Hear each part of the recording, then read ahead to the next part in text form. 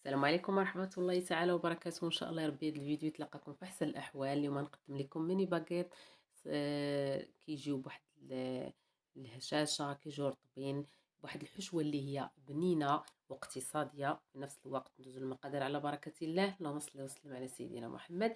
عندي في المقادير نص كيلو ديال الدقيق نوع ممتاز ما يعادل 5 الكؤوس ممسوحين، كاس العنبة دي معلقة ديال النشا، معلقة ممسوحة ديال الخميرة الفورية حبيبات، معلقة صغيرة ممسوحة ديال الملح، عندي 3 المعالق ديال زيت المائدة كندير فيهم القليل وكنخلي واحد النسبة حتى الاخر، معلقة ديال الزبدة حتى الاخر عاد كنستعملوها، وكاس ديال الحليب اللي ما بغاش يدير هذا الحليب يدير 2 معالق ديال الحليب المجفف. وكنكملوا العجين ديالنا بالماء، كنبداو نعجنوا تدريجيا بحال باقي العجين، وكنجمعوا هاد الكميه. الدقيق كيختلف من نوعيه لنوعيه. ناخذ لي كاس ديال الحليب ديال عامر وكاس ديال الماء عامر.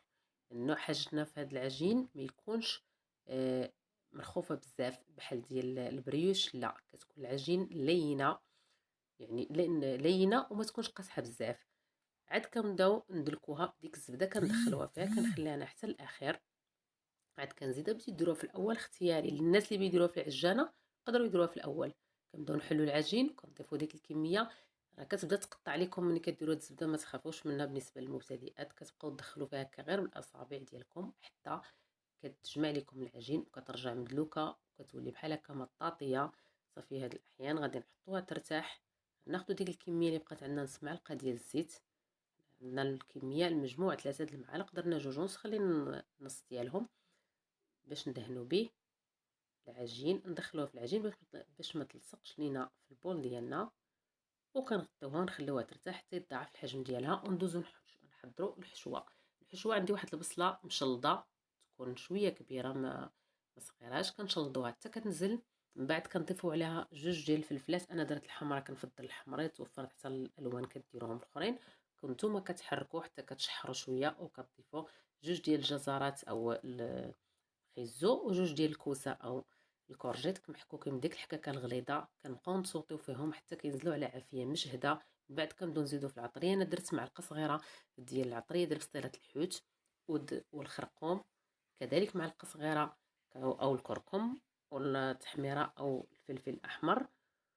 انا البزر ما كنديروش، تقدروا تستعملوا الناس اللي كيستعملوه. ودرت القليل من الكمون، يعني واحد القليل، نسبه قليله ونسبه قليله ديال الملح، ما تكثروش لاننا غادي نديروا واحد العلبه ديال الطونه نقصت منها غير شويه الزيت ولحتها بالزيت ديالي، لانه ديك الحشوه ديالي كانت شربات داك الزيت اللي درت في الاول. كنهرسوا داك الطون ديالنا وكنشحروا. لقيت اللي كنزيدوا الطون والزيتون حتى هو مقطع، كنطفيو العافيه. تقدروا تزيدوا حتى داك الخيار المخلل او الكورنيشو. انا ما درتوش لانه حامض بزاف، ما بيتش الحامض. ودزت واحد القليل من القزبر والمعدنوس اللي كان عندي في الفريكو. صافي وكنطفيو ونخليو الحشوه ديالنا تبرد. دابا كندوزو للعجين بعد ما تضاعفت كما كتشوفوا. دابا في الاول كنستعنوا بالزيت باش ما تنشف لينا العجينه بزاف. ما نستعملوش الدقيق من المره الاولى. هنا غادي نقسمها كويرات. انا الحجم ديال الكويره غندير فيه 70، درت فيه 70 حتى ل 72 كتجي الميني باغيت ديالنا كيجي هو هذاك في القياس كما شفتوا في الاول ديال الفيديو. الا ما عندكمش الميزان كديروا عينكم ميزانكم. كنكوروهم كاملين ومن بعد كنرجعوا نخليهم يعني ما كنجوفين نكملوهم. العجينه مرتاحه ما شاء الله. عاد كنبداو ما كنخليهمش حتى كيرتاحوا عاطيه الطوع. كنبداو نسرحوهم بالدلاك بشكل طولي. انا ندير معكم وحده في الاول. هنا خديت هاد الصلصه ديال البيتزا، انا كنصايبها في الدار. الا ما توفرتش عندكم غادي تاخذوا غير ديك الصلصه ديك اللي في الكرتونه سوليس اللي طايبه، وكتزيدوا على شويه الزيت شويه الملح وكدهنوا بها باش ما يجيش الخليط ديالنا الحشوه ديالنا ناشفه.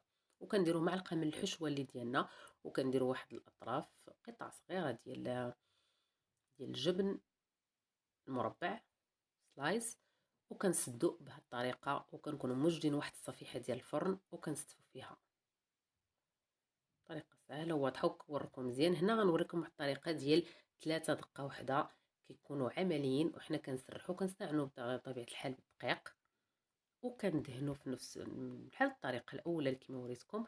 كندهنوا بالصلصه ونديروا ثاني واحد المعلقه عامره ونديرو قطع من الجبن ونسدو بالطريقة اللي هي وريتكم فاش درت معكم وحدة. هذا كاقتراح كيكون مسربي. مثلا في رمضان نستعملوا هاد الخبيزات، كيكون عندنا بزاف الحاجات كنديروهم بهاد الطريقه، كتكونوا سهلتو عليكم وكنسدوهم. انا ما باش نطول هنا. من بعد ما كملتهم غادي نغطيهم ونخليهم يرتاحوا. عندي الفران صغير، خديت واحد لاطاش على الفران حتى سخن، هادي دخلتها بالزربه وطفيتو، وبالزربه خمرات ليا، والاخرى غطيتها بالمنديل وخليتها بلا ما طابت لي. هادي تكون الاخرى سالات، هادي كاقتراح. اخرى يعني خمرات. انا خديت واحد الزفر ديال البيضه، زدت له قطرات من الخل وقطرات من الحليب باش نشيلو الزفر ديالو، وكندهنو داك الباكيت ديالنا كلهم. ومن بعد ما كندهنوهم كنفلحهم بواحد السكين او الشفره الا توفرت عندكم. انا صراحه مازال ما شريتهاش. كناخذ غير هاد السكين ديال الديسير كيفتح لي مزيان، داك اللي كنقطعو به الديسير. اما كتسرحوه تقطعوهم على هاد الشكل، حاولوا ما تضربوش الحشوه. الا بغيتو تفتحوهم حتى كتبان الحشوه، انا ما بغيتش. اولا كتاخذوا المقص، حتى الطريقه عمليه وكتجي زوينه، حتى هي كيجي شكلها زوين.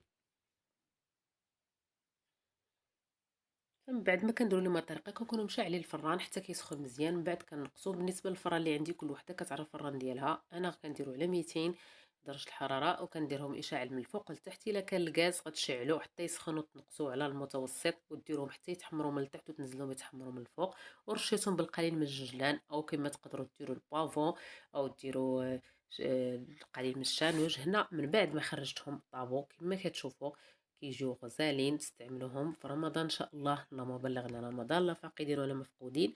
ضروري غادي نحل معكم باش تشوفوا كيفاش جاو من الداخل. وديك الحشوه جات يا سلام بحليله ما شاء الله، جات بنينه بنينه حتى لو ما درتوش فيها الطون.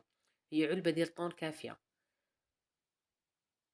كنتمنى الى عجبكم الفيديو تدعموني وديروا لي لايك واشتراك،